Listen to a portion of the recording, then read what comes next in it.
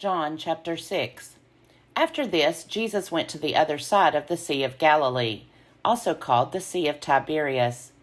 A large crowd kept following him, because they saw the signs that he was doing for the sick. Jesus went up the mountain and sat down there with his disciples. Now the Passover, the festival of the Jews, was near. When he looked up and saw a large crowd coming toward him, Jesus said to Philip, "Where are we to buy bread for these people to eat?" He said this to test him, for he himself knew what he was going to do. Philip answered him, 6 months' wages would not buy enough bread for each of them to get a little. One of his disciples, Andrew, Simon Peter's brother, said to him, "There is a boy here who has 5 barley loaves and 2 fish.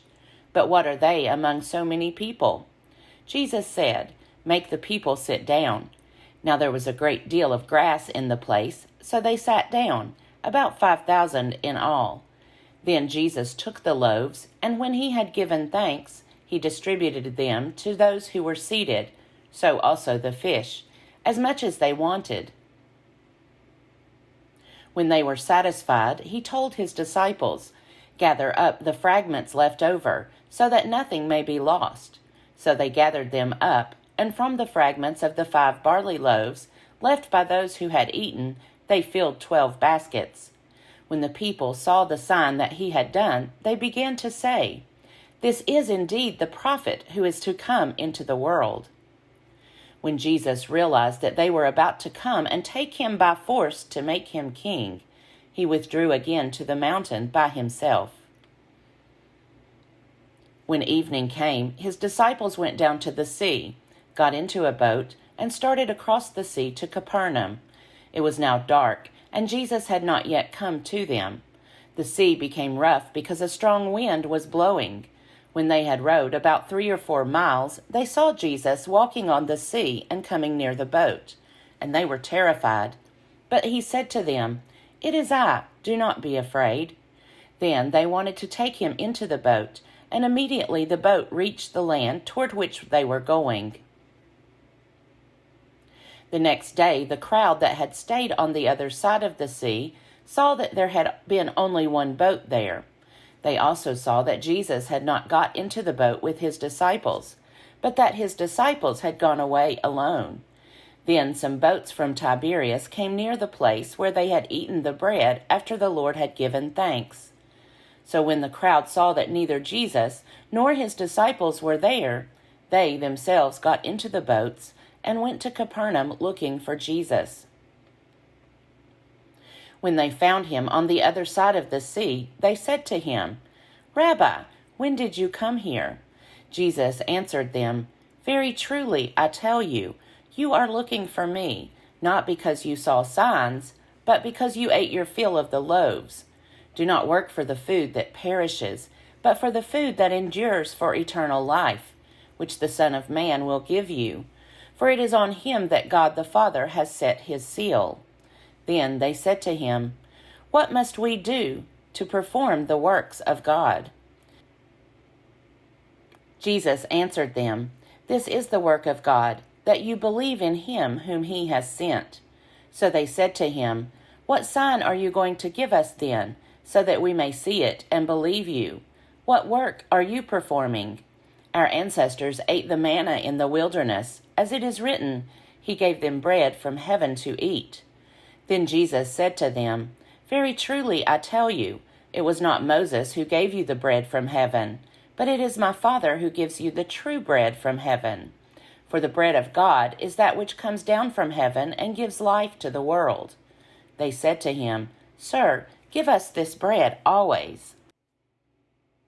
Jesus said to them, "I am the bread of life. Whoever comes to me will never be hungry, and whoever believes in me will never be thirsty. But I said to you that you have seen me and yet do not believe. Everything that the Father gives me will come to me, and anyone who comes to me I will never drive away. For I have come down from heaven, not to do my own will, but the will of him who sent me. And this is the will of him who sent me, that I should lose nothing of all that he has given me, but raise it up on the last day. This is indeed the will of my Father, that all who see the Son and believe in him may have eternal life, and I will raise them up on the last day." Then the Jews began to complain about him because he said, "I am the bread of heaven that came down from heaven." They were saying, "Is not this Jesus, the son of Joseph, whose father and mother we know? How can he now say, 'I have come down from heaven'?" Jesus answered them, "Do not complain among yourselves. No one can come to me unless drawn by the Father who sent me, and I will raise that person up on the last day. It is written in the prophets, 'And they shall all be taught by God.' Everyone who has heard and learned from the Father comes to me. Not that anyone has seen the Father except the one who is from God. He has seen the Father. Very truly, I tell you, whoever believes has eternal life. I am the bread of life. Your ancestors ate the manna in the wilderness, and they died. This is the bread that comes down from heaven, so that one may eat of it and not die. I am the living bread that came down from heaven. Whoever eats of this bread will live forever, and the bread that I will give for the life of the world is my flesh." The Jews then disputed among themselves, saying, "How can this man give us his flesh to eat?"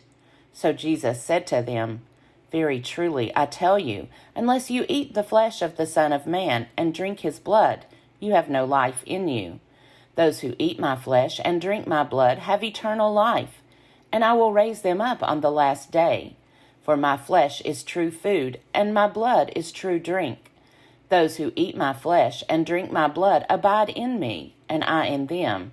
Just as the living Father sent me, and I live because of the Father, so whoever eats me will live because of me.